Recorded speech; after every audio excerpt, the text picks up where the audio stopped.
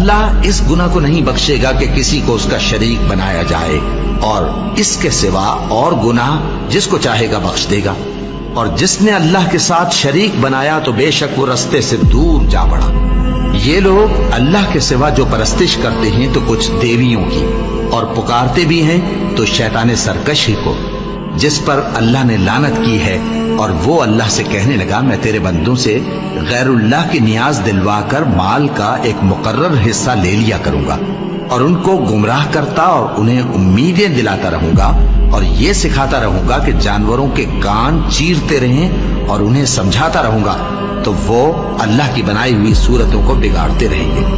اور جس شخص نے اللہ کو چھوڑ کر شیطان کو دوست بنایا وہ صاف صاف گھاٹے میں رہا۔ وہ ان کو وعدے دیتا ہے اور امیدیں دلاتا ہے، اور جو کچھ شیطان انہیں وعدے دیتا ہے